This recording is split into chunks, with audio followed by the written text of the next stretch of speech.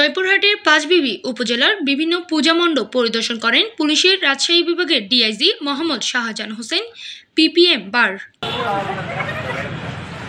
সোমবার দুপুরে তিনি পাঁচবিবি পৌরসভার বারোয়ারি কেন্দ্রীয় দুর্গা মন্দির পরিদর্শনে আসেন। পুলিশের রাজশাহী রেঞ্জ ডিআইজি মহোদয় এই সময় মন্দির কমিটির সদস্য ও উপস্থিত সকল ভক্ত পূজারীদের উদ্দেশ্যে বলেন, আপনারা আপনাদের সর্ববৃহৎ ধর্মীয় উৎসব শারদীয় দুর্গা উৎসব পালন করবেন। পুলিশ সবসময় আপনাদের পাশে আছে। কোনো অপশক্তি যদি আপনাদের পূজা উদযাপনে ব্যাঘাত সৃষ্টি করার চেষ্টা করলে 999-এ ফোন দেওয়ার সঙ্গে সঙ্গে পুলিশ আপনাদের সার্বিক সহযোগিতা করবে।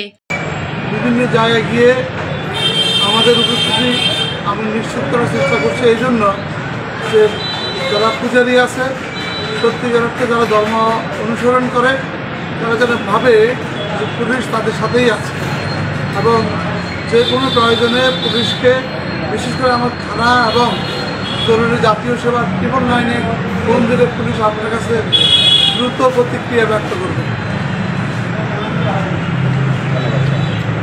এই সময় জেলা পুলিশ সুপার মোহাম্মদ আব্দুল ওয়াহাব, সহকারী police super Panchbibi circle Mohammad Tuhin Reza, থানার তদন্ত ওসি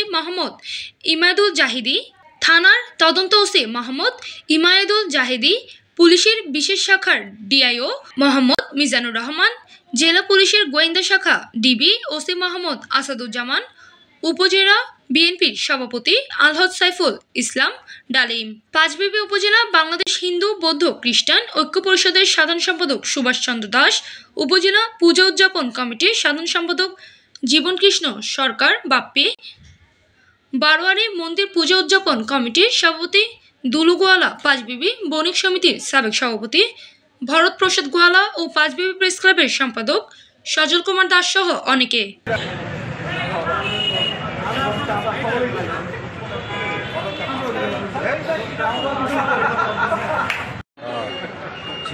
জুয়েল শেখের পাঠানো তথ্য ভিডিও চিত্রে PI 72 টিভি।